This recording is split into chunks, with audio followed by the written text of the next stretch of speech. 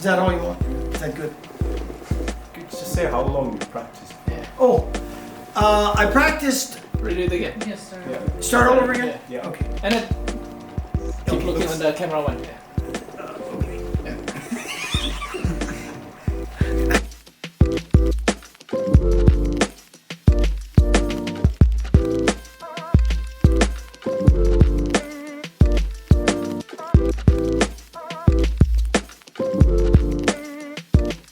Hi there, it's me again.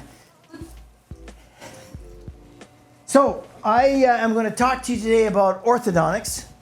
If you have children and they need braces, then somebody like me is someone you're going to take your children to get them helped.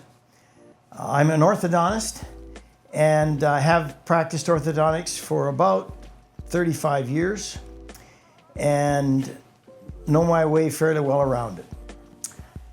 Anyway, if your children have teeth that are crooked, that's easy to see. You can look at your child and you can see the tooth is out of alignment. This one's out there, this one's out there. And those are usually fairly easy things to fix.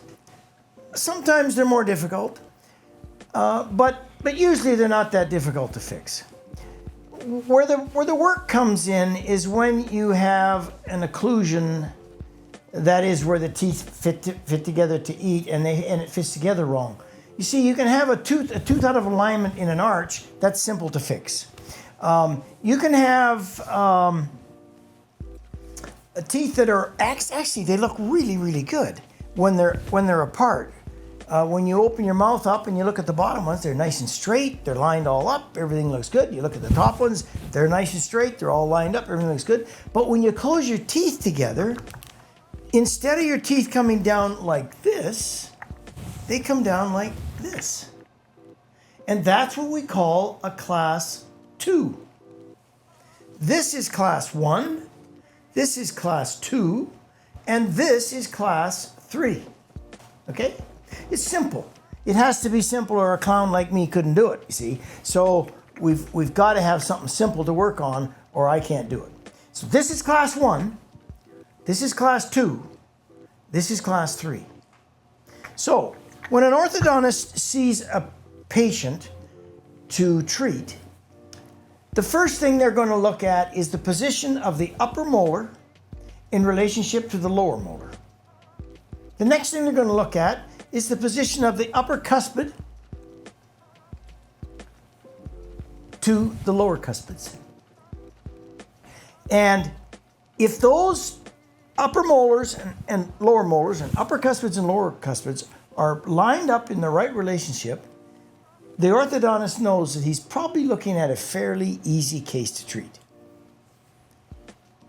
If those are not lined up, then he's got quite a bit more work to do, because the first thing he's going to have to do is he's going to have to make that person into a class 1.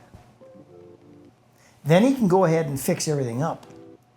But if he tries to fix up the crowding and the crookedness of the teeth and the fact that they don't fit together properly, if he tries to fix that without fixing the class 1, he will never fix it, because the foundation is class 1. Once you have that foundation built, then you can fix the rest of it fairly easily.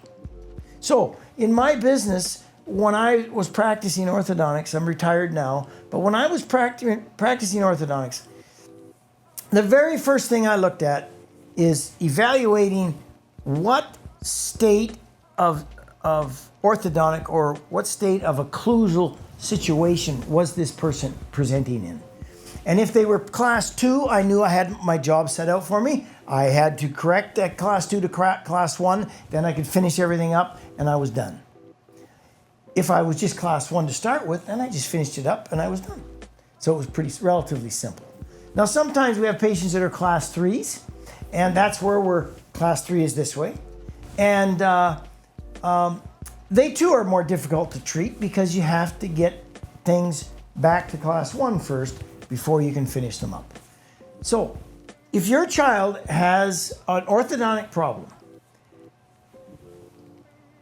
you need to see a specialized dentist who specializes in orthodontics.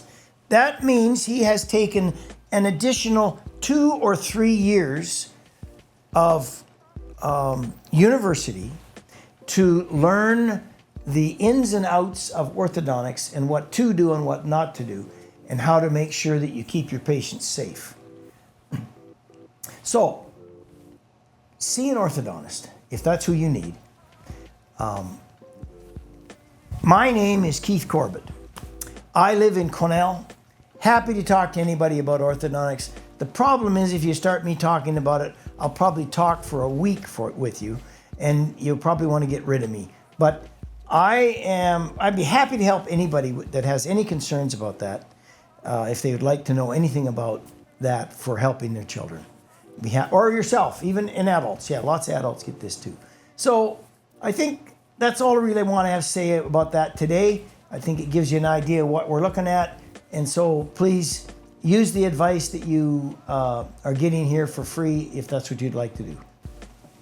My name is Keith Corbett. I am a retired orthodontist.